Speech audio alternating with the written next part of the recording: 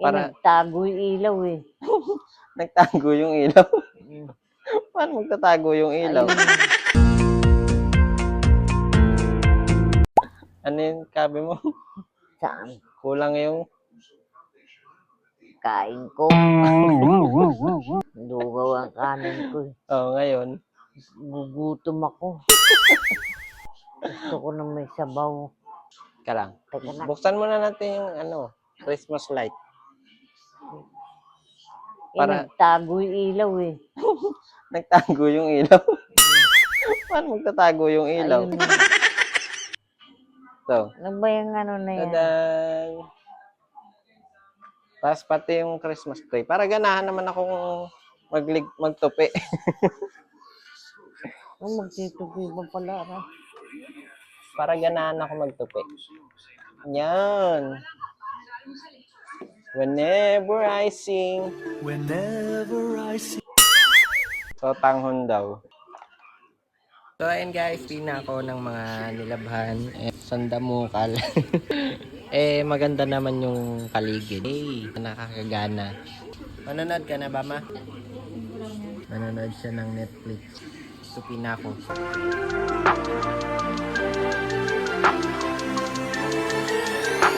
Tapos nililipat ko ulit si mama dito sa may upuan kasi every 30 minutes or 1 hour nga ay nagpapalipat siya dahil nga daw masakit yung puwet niya.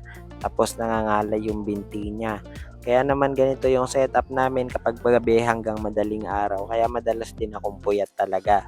Bukod pa nga dyan yung kailangan ko siyang dalhin sa CR kapag kada napupuno yung diaper niya para mahugasan yung binti at yung private part ng bandang ibaba niya. Kasi nga daw ay sobrang kati talaga. Kaya yun, tiis lang. So ayan guys, kung mapansin nyo, inalis ko yung mga nandito sa ibabaw. Wala lang, para maaliwalas lang tignan. Tapos, itong mga damit. Ito kasi yung kahinaan ko, yung magtupi. Kaya pilitin nating ayusin. Ito pala guys, kumuha ako ng mga bagong laban na tag dito, punda. Papalitan ko na yung mga punda dito sa higang. Ang kalat. Ay, dito na nga. Dito na nga to sa kwarto. Ay, sakit ko. Ayan, ang kalat ng higaan ko. Tapos nandito yung mga hinahagi sa akin ni mama. Ay, magising. Kapag hindi ako magising ng madaling araw. Nako, kung mainitin talaga ang ulo ko, baka nasapok kita. Init. Hindi ito, electric fan. Nakadoble ka na eh. Ayan, palitan lang muna natin itong mga to. Pero bago palitan, Buk, lagay mo dun. hagis mo muna doon. Malinis naman yun. Lilipat na nga ako eh. Sakit na ng likod ko. Nilipat ka na ba?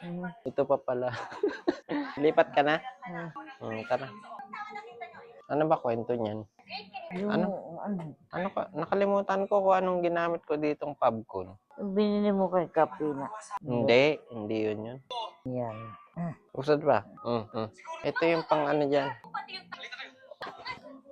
And guys, tuloy na natin yung pag-aayos. Bali, tatanggalin ko muna lahat ng nandito para malinis. Yun kasing nandito, nalalaglag yung mga alikabok. Kaya nilagyan ko siya ng ganito. Dito naman mapupunta. Wala kasing kisame guys, kaya gano'n. Yun, pagpagan lang natin. Patong-patong na. Ang dami-dami ng alikabok. Palitan natin ng bago. Bango. Tapos na siya guys. Ayan na siya ngayon.